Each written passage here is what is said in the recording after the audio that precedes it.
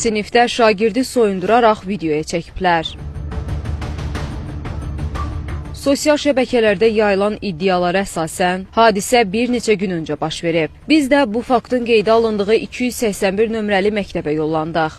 Xoşagəlməz hadisə bu məktəbdə qeydə alınıb. İddialara görə 7-ci sinif şagirdinə qarşı zoraki hərəkətlər edilib. Bu xəbər ictimaiyyətdə ciddi narazılıq yaradıb. Məktəbdə təhsil alan şagirdlər də yayılmış xəbəri təsdiqlədilər. Bildirdilər ki, hadisə oğlan uşağının başına gəlib. Başlayıb partantində gəlib huşu gedib. Huş gedəndən sonra dostlar da sinifdə soyundurublar. Elə videoza da çəkiblər. Dedilər ki, uşağa bıçaq çıxarıblar, qorxudublar oğlanlar.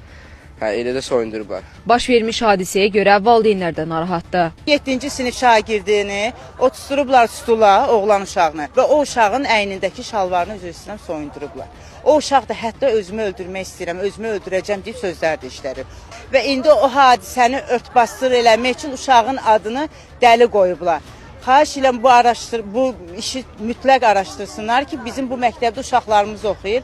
Sabah bizim uşağımızın da başına gələr. Yəni bu məktəbdə çox şeylər baş verir və buna çox göz yumurlar. Məlumatım yoxdur. Yəni belə bir şey də olsa, yəni yaxşı bir hərəkət deyil, yəni deyə bilərəm.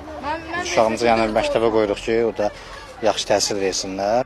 Məsələ ilə bağlı 281 nömrəli məktəbdən Xəzər xəbərə bildirildi ki, soyundurulduğu deyilən həmin 7-ci sinif şagirdi davranış qaydalarını mütəmadi olaraq pozur. Dərs prosesi zamanı aqressiv hərəkətlər edir. Sentyabrın 18-də tənəffüs vaxtı həmin sinifin şagirdləri davranış qaydalarını mütəmadi pozana qarşı təzyiq göstəriblər. Məktəb rəhbərliyi tərəfindən məsələ nəzarətə götürülüb. Aidiyyatı qurumlarla birgə müvafiq tədbirlərin görülməsi yönündə işlər aparılır. Məktəb psixoloqu da şagirdlərlə müvafiq dəstəkləyici tədbirlər həyata keçirir. Bakı şəhəri üzrə təhsil idarəsindən isə qeyd edildi ki, onların psixoloqu məktəbdə sağlam psixoloji mühitin möhkəmləndirilməsinə dəstək üçün cəlb olunub.